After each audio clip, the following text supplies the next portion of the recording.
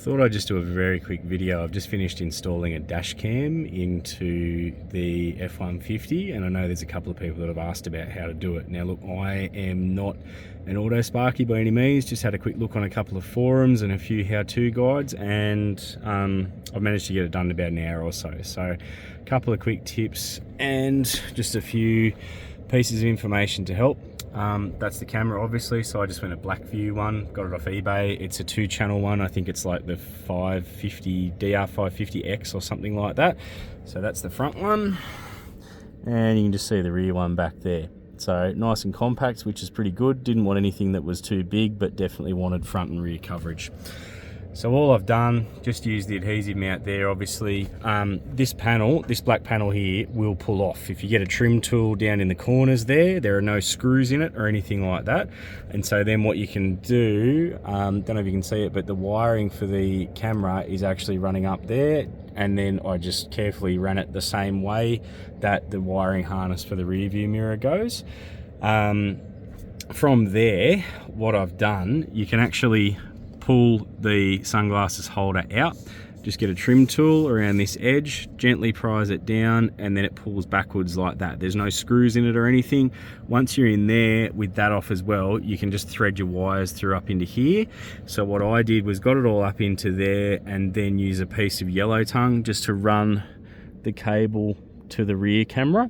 The only point to mention is that in this ridge here, it's about there in the middle, there is a metal catch that holds the roof trim in place. So if you push it through and feel resistance, that's probably what it's going to be.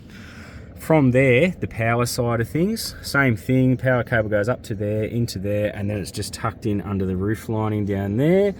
Take the A pillar off, which is just behind this little trim piece here. If you carefully get a trim tool there, pull that back, you can get access to the 2 bolts and then pull that trim off.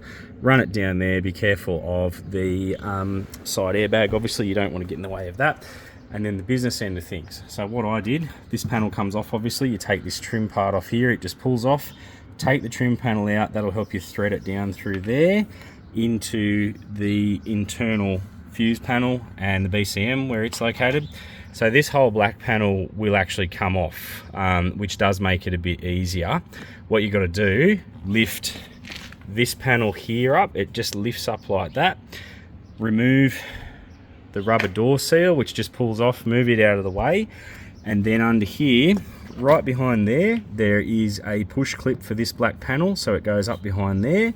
And then there's a little catch right down at the end there. So if you pull this one off first, if you take this panel off first, this one can then just pull backwards like that. But you've got to have all this out of the way first to go from there. So all I did, the Blackview wiring harness, if you want to hardwire it, it comes with 3 connections on the one harness. You need battery power, you need accessories power, and you need a ground. They're all here, which is great. Quick tip, get a couple of these. That's the part number. They're a micro 2 fuse. For anything in this internal fuse box here, that's the one to use, and it just makes it so much easier. So I used 2 of those. I just kept the packet so I could show the part number. So in here, these are my fuse taps just here.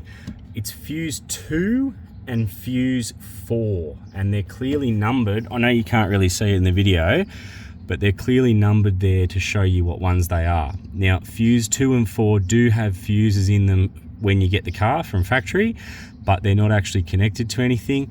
Fuse 2 is 12 volt accessories power. Fuse 4 is constant 12 volt. So that will give you both things that you need to run your dash camera. And then if you have a look just down in here, sorry, I'm zooming in too much, there is a gigantic big earth bolt that you can easily earth to, and everything works fine. So fairly simple to put this one together. I had it done in about an hour or so. You're not chopping into any harnesses or anything like that. And then that's job done. Happy to answer any questions if you want, but hopefully this helps some people who are trying to do the same thing.